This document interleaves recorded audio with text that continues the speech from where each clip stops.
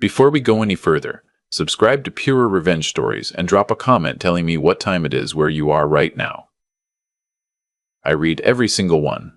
My son brought her to Thanksgiving dinner. That was the first time I met Darlene. She walked in wearing a cream-colored coat that probably cost more than my first car, carrying a bottle of wine she'd clearly picked because of the label. Not because she knew anything about wine. She kissed my son on the cheek when she handed it to me, like she was performing for an audience, like she'd practiced the gesture in a mirror that morning. My son's name is Patrick. He's 34. He works in logistics, makes decent money, owns a small house in Tempe, Arizona, that he bought himself without asking me for a dime. I'm proud of that kid. In a way I can never quite say out loud without my voice doing something embarrassing. His mother passed 11 years ago. It's been him and me ever since. In that particular way it is when there's only two of you left. So when he showed up at my door that November with a woman on his arm, smiling the biggest smile I'd seen on his face in years, I wasn't going to say a word. Not one word.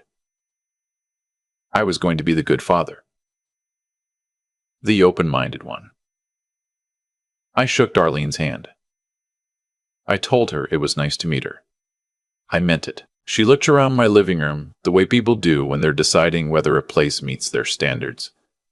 Just a flicker. Most people wouldn't catch it. I caught it. I told myself I was being uncharitable. I put the wine in the kitchen and went back to checking on the turkey. Dinner was fine. She talked a lot.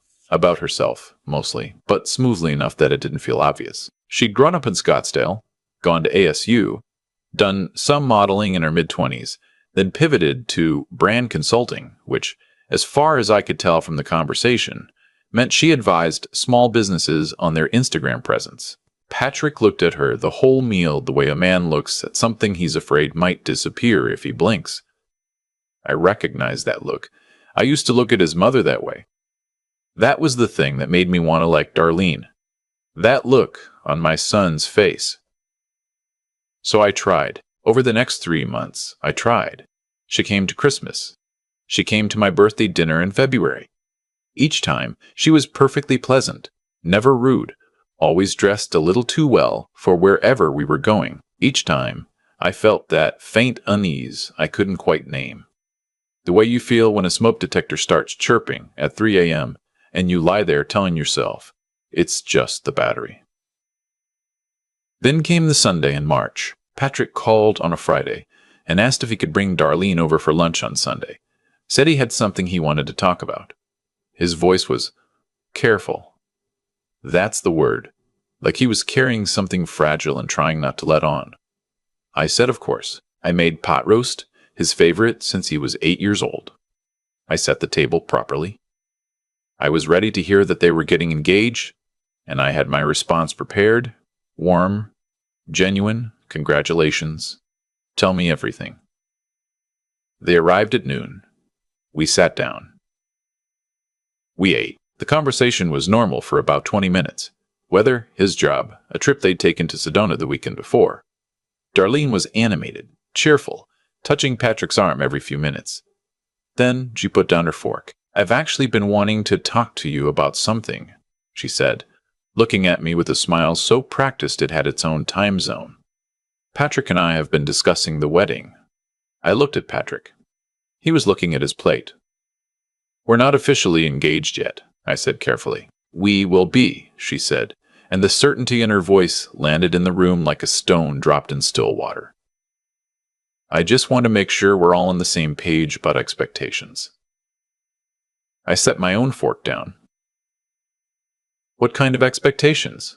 She folded her hands on the table. Everything about her body language said, I have rehearsed this. My family has a tradition of meaningful celebrations. My parents' anniversary party last year was covered in Phoenix magazine. My sister's wedding was at the Biltmore. When I get married, I want something that reflects who I am and who Patrick is becoming. Who Patrick is becoming. I let that phrase sit there for a second. That sounds lovely, I said.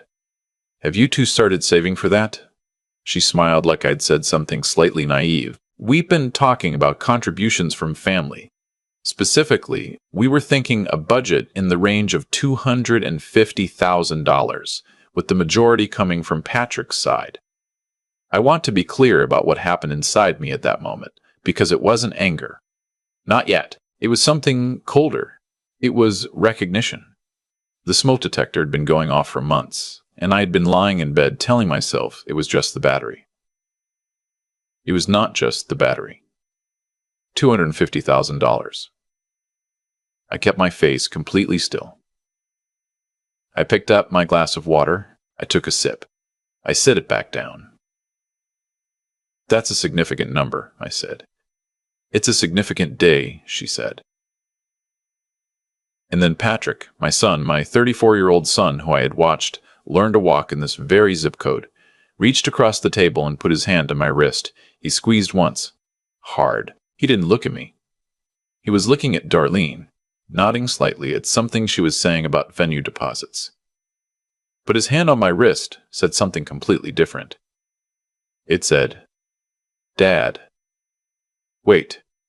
I kept talking to Darlene. I asked a few questions. Vague, non-committal questions about timelines and venues. The kind of questions that sound like engagement without promising anything. I watched her relax into the answers. She liked the sound of her own plans. And, under the table, Patrick slid a folded piece of paper under my placemat. I don't know when he wrote it. Maybe in the car on the way over. Maybe he'd been carrying it for days, waiting for the right moment, this strange, sad little moment, at his father's Sunday lunch table. I palmed it, without looking at it. Old habit. I spent 22 years as a purchasing manager. You learn to move paperwork without making a production of it. We finished lunch. I said I needed to check on something in the kitchen, and I excused myself for 3 minutes. I unfolded the note. It said, Dad, I need your help. She's been taking money from me for over a year. I can't get out alone.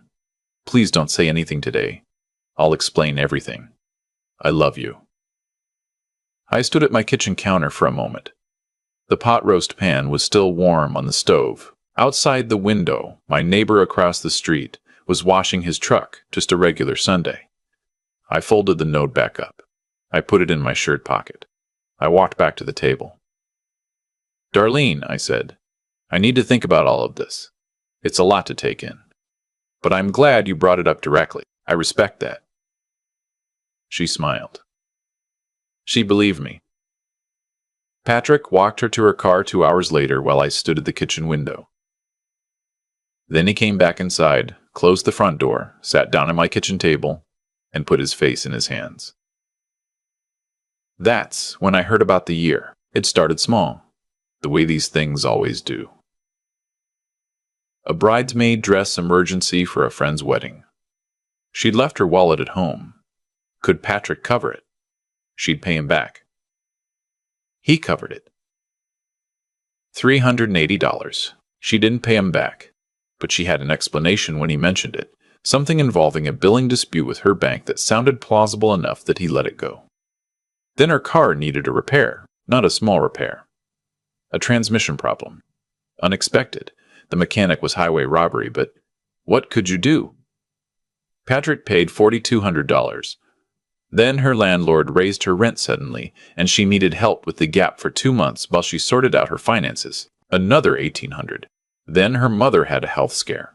Nothing serious in the end, thank God, but the initial tests weren't covered by her insurance. Patrick paid out of pocket $6,700. Each one had an explanation.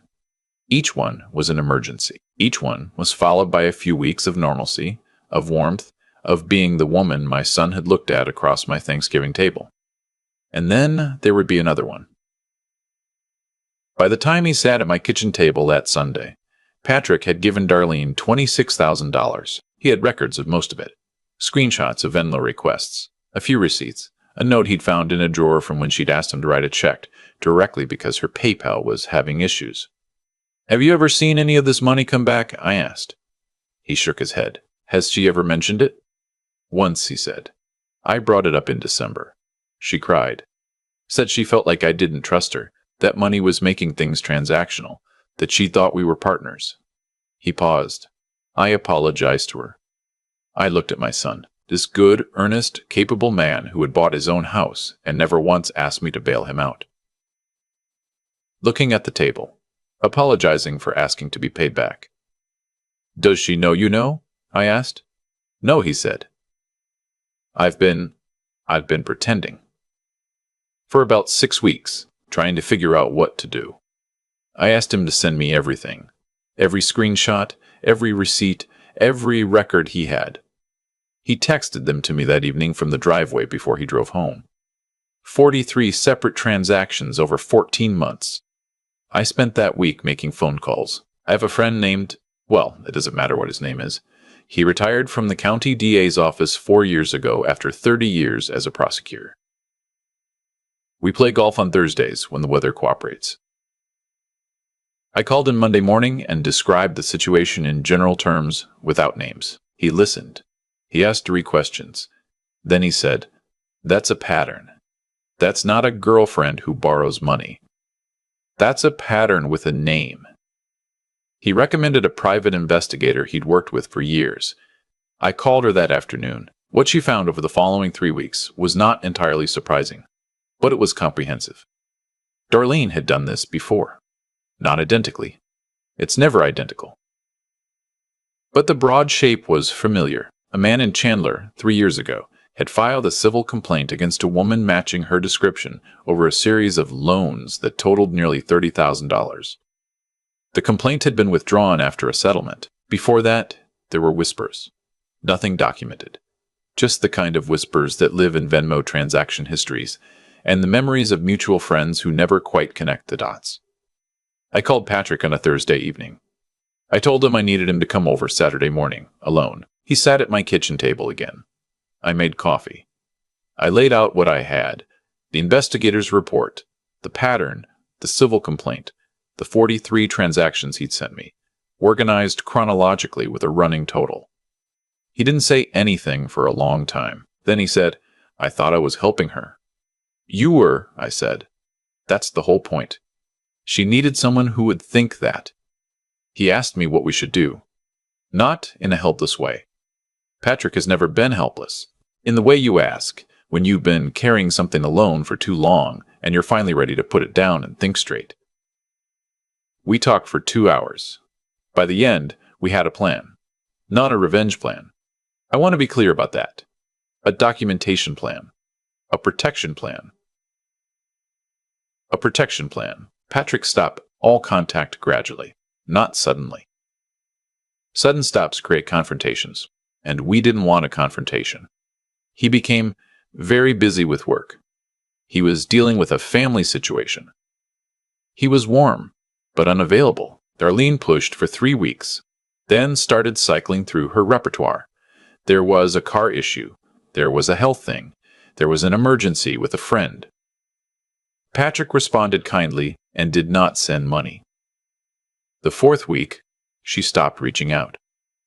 But we weren't done. The civil attorney Patrick retained sent a formal letter of demand, documentation of the $26,000 in transfers, a request for repayment, and a clear statement that the matter would proceed to civil court if unresolved within 30 days. Darlene's response came through a lawyer of her own, which told me everything I needed to know about how she'd handled situations like this before. The letter said the transfers were gifts given freely, and that any characterization of them as loans was a revisionist account motivated by the dissolution of a personal relationship.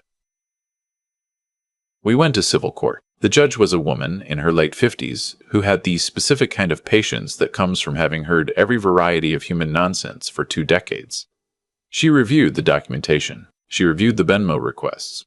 Because Darlene had, in fact, sent formal Venmo requests with memo lines like transmission repair payback and rent gap month 2, which rather undercut the gifts given freely argument. Patrick testified. He was calm, clear, specific. I sat in the gallery and watched my son speak precisely about what had happened to him, without embarrassment, without anger, just facts, just the truth, date by date and dollar by dollar. The judge ruled in his favor. Full amount plus court costs. Darlene sat very still when the ruling came down. She didn't look at Patrick. She didn't look at her attorney. She looked at the middle distance, the way people do when they're already calculating the next move. I'm 63 years old. I've been around long enough to know that people like Darlene don't stop. They recalibrate. They find the next person who will look at them the way Patrick looked at her across my Thanksgiving table. The next person who will put his hand over hers and feel like a hero for helping.